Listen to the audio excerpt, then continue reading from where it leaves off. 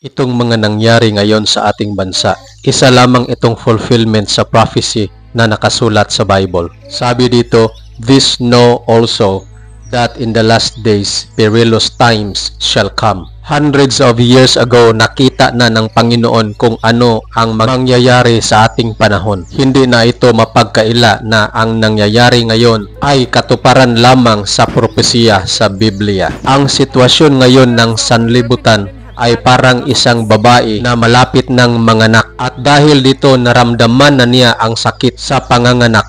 Kaya kung titingnan natin sa ating panahon ngayon, palala na ang sitwasyon ng ating bansa at sa buong sanlibutan. Sabi ng Bible, "The love of many shall wax cold." At ito pa, "For men shall be lovers of their own selves." Dito natin makikita na ang mga tao ngayon ay sobrang selfish, self-centered at self-righteous, at ang mga ito ay katuparan lamang sa propesiya sa Bible. At dahil dito, kaibigan, kailangan mo maging handa. Sabi ng Bible sa Amos 4:12, "Prepare to meet thy God." Ano ba ang mga dapat mong gawin upang ikaw ay maging handa na humarap sa Diyos? Dapat mo munang malaman, kaibigan, na ang Diyos ay galit na galit sa kasalanan. Dahil siya ay isang banal na Diyos, hindi niya kayang tingnan ang kasalanan. Bigyan kita ng example, kaibigan. Tinawagan ka ng presidente at sabi niya ay gusto niyang pumunta sa bahay mo.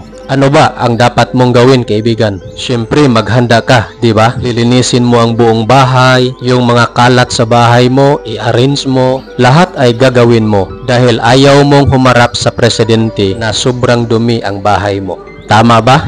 Ganon din tayo sa Diyos, kaibigan. Pinaalam ng Diyos sa atin sa pamamagitan ng kanyang banal na salita na siya ay parating na. Dapat mong humanda. Sabi ni Jesus sa Matthew chapter 24 verse number 44, "Therefore be ye also ready, for in such an hour as ye think not, the Son of Man cometh."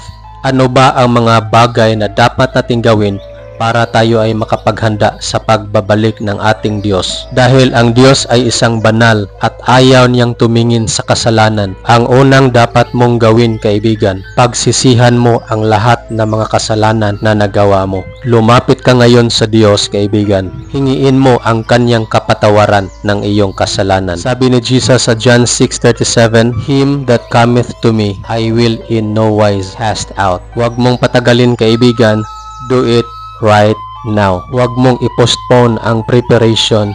The time to prepare is now. Hindi bukas, hindi next day, hindi next year, hindi next month, or huwag mong i-postpone. Do it right now.